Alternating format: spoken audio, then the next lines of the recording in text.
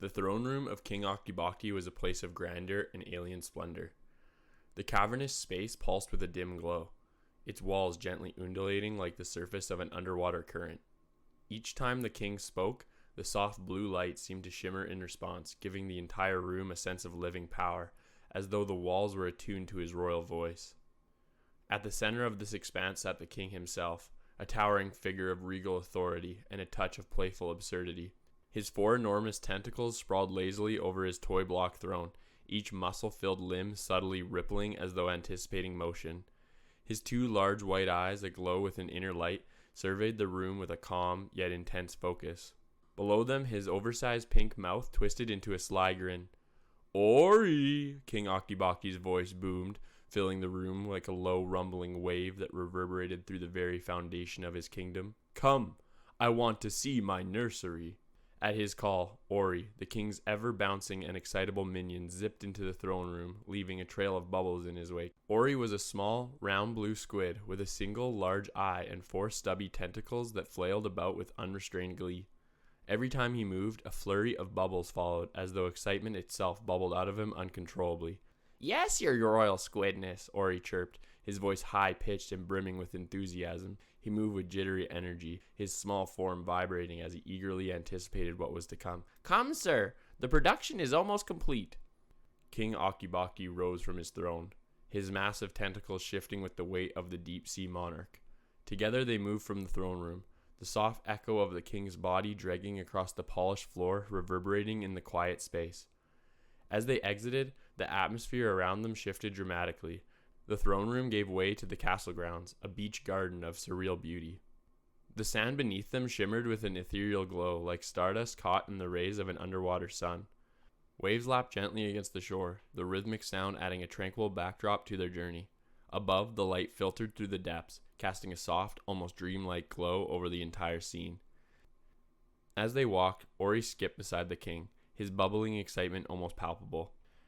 They passed a towering stone structure, its surface etched with strange, glowing symbols. Two stone eyes, deeply carved into the ancient rock, glowed with a pulsing energy, like a bond of raw power flickering between them.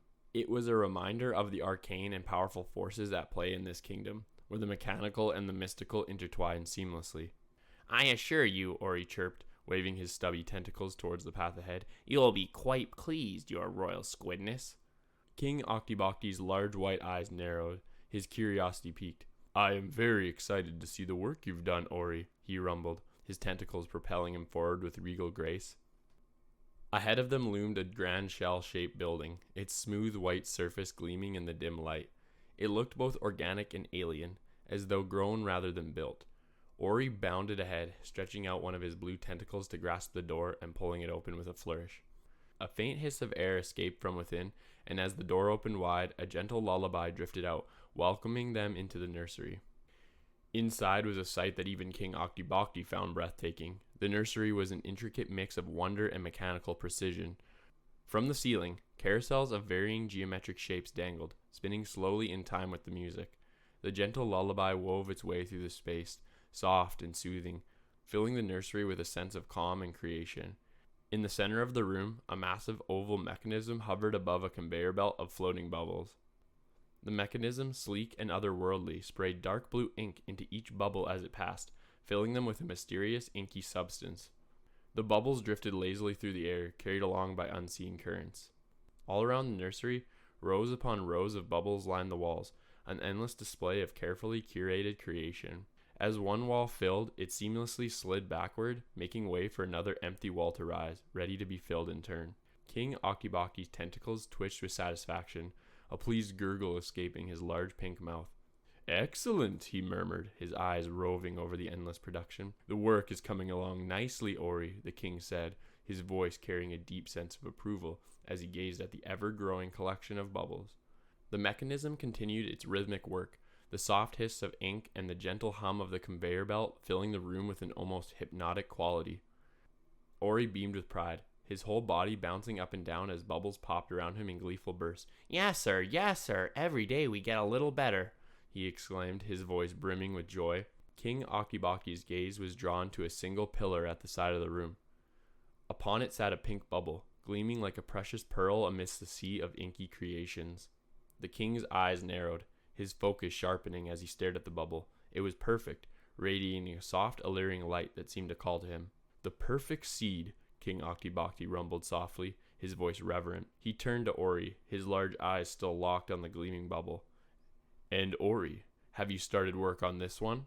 Ori giggled, his excitement bubbling over. "Yes, sir, it's in process now," he said, wiggling in place with delight. King Oktibokti turned his attention back to the conveyor belt, watching as each bubble was carefully filled and added to the ever-expanding collection. The room hummed with the sound of creation, an almost soothing symphony of progress and precision. "Excellent," the king murmured, his eyes narrowing with ambition. His gaze swept across the nursery, taking in every detail, every bubble, every mechanism. "Ori, what else do you have for me?" he asked, his voice filled with the anticipation of discovery. Ori spun excitedly in place, his body vibrating with energy. "Oh, sir, we have so many things in the making. It's still quite busy around here." King Oktibokti leaned forward slightly, his curiosity deepening. "Can you show me your most purposeful ones?" he asked, his eyes narrowing as he considered the possibilities. "Perhaps the ones that could have the greatest impact?" Ori's bubbling excitement grew, and he bounced with joy, his body practically vibrating with enthusiasm. "Oh, sir, I have many ideas for mythic seeds." His voice dropped, becoming more serious for a moment. "But production can be tough. It takes real tenacity to bring these bubbles to full form." King Oktibokti's smile widened, his large pink mouth curling into a calculating grin. "One seed could take you to the moon, Ori. We must have something like that." Ori vibrated with excitement, his bubbles popping faster than ever. "Absolutely, sir. I have one I think you'll love." "Show me," King Oktibokti commanded, his eyes gleaming with interest. With a proud flourish, Ori led the king down a winding hallway. The soft glow of the walls pulsed with each step, the light mirroring the building excitement in the air. They entered a production room, where complex machinery lined the walls, humming quietly in the background. In the center of the room sat a blocky table, glowing softly with an otherworldly light. Ori beamed as he shined a light on the table. "Look at this one. We made it loop recursively." On the table, a small sheep appeared, an augmented number shimmering above its head. A pink butterfly fluttered around the sheep, which walked into a hole in the table. As the sheep passed through, different layers of the table lit up, each a distinct color, symbolizing various stages of the simulation. When the sheep reached the end of the loop, the process reset, the number above its head changing with each cycle. "It causes growth to continue forever," Ori exclaimed, gleefully bouncing around the table. Pointing dramatically to a large white egg with blue stripes sitting nearby, Ori's eyes twinkled with excitement. "And now, through this process, we've discovered a new egg that will accelerate production." King Oktibokti's breath quickened as he leaned closer, his eyes wide with awe. "This one? Excellent," he murmured. "The egg of Shiva's koi," Ori giggled. As Ori spoke, the egg began to shimmer, its surface glinting with an ethereal light that filled the production room with a soft, pulsating glow. The light flickered and swirled around the room like a living thing, casting shadows that danced across the walls. Suddenly, the egg itself seemed to melt away, its form replaced by a stunning holographic projection. In the center of the room, a massive blue fish swam through the air, its scales shimmering like polished gems, each one reflecting the ambient light in an almost hypnotic pattern. The fish moved with a graceful fluidity, spiraling through the room as though it were swimming through an invisible sea. Its body twisted and turned, leaving behind trails of light that hung in the air, swirling in intricate patterns that seemed to tell a story of their own. As the fish swam, the projection revealed more wonders. Beneath it, a garden of benthic blocks began to materialize, their surfaces sparkling with tiny diamonds that grew from the sea floor like plants.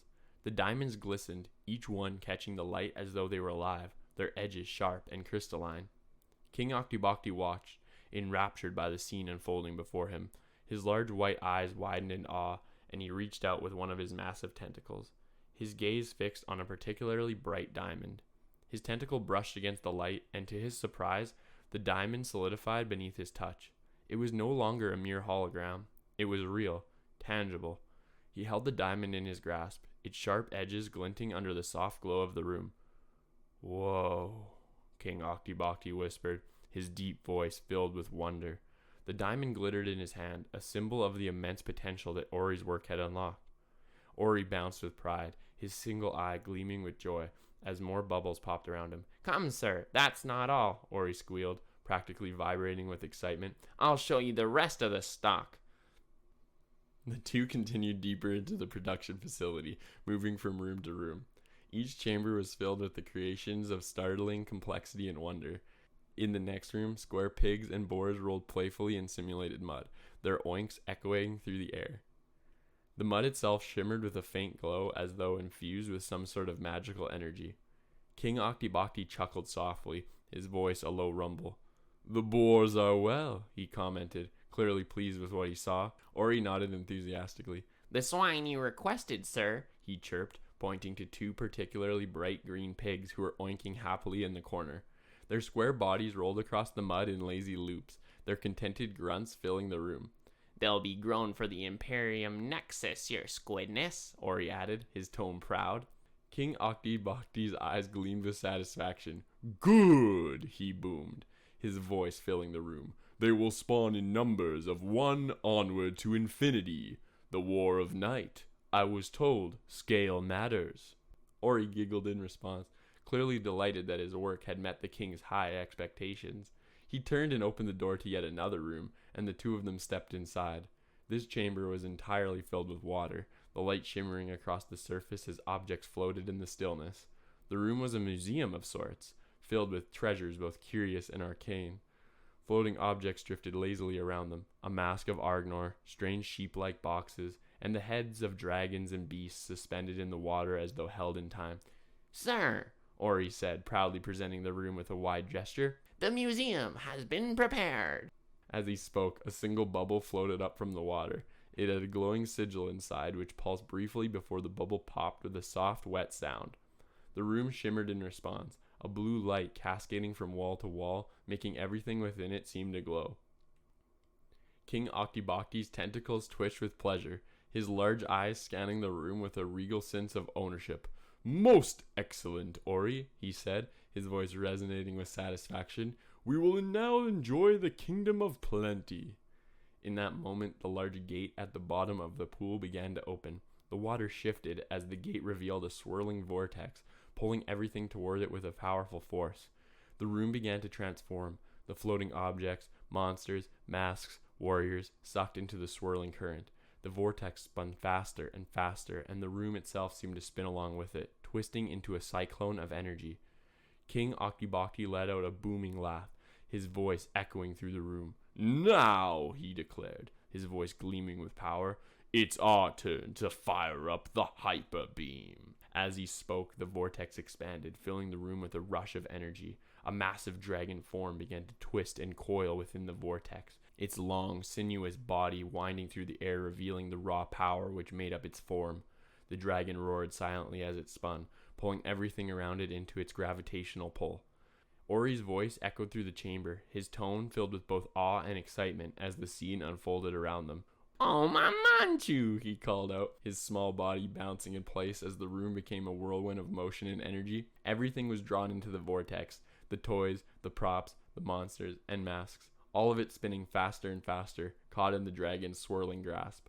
The light in the room pulsed in time with the dragon's movements, creating a kaleidoscope of colors that danced across the walls in chaotic, mesmerizing patterns. At the center of it all stood King Oktibakti, his massive form illuminated by the swirling light. His tentacles spread wide, his eyes glowing with power as he watched his kingdom transform before him. This was his domain, a kingdom of endless creation, where mythic seeds could grow into unimaginable power, where production was limitless, and where the future of his reign was secure. Ori, still bubbling with excitement, zipped around the room, watching with wide-eyed wonder as everything unfolded. "The dream has been baked," King Oktibakti said, his voice steady and calm despite the chaos swirling around him. "The recipe had been followed, and the renders?" He paused, his eyes narrowing as he surveyed the vortex. "Well, the renders are to be delivered."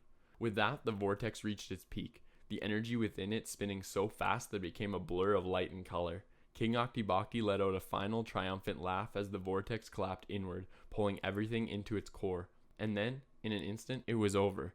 The room was still, the light dimming back to its soft, pulsing glow. The treasures, the toys, the creations, they were gone. delivered into the heart of the vortex, where they would be transformed into the seeds of future power.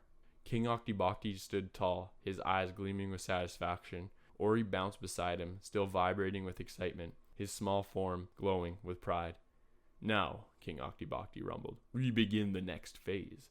Yes, your royal squidness, Ori chirped, ready and eager for whatever was to come.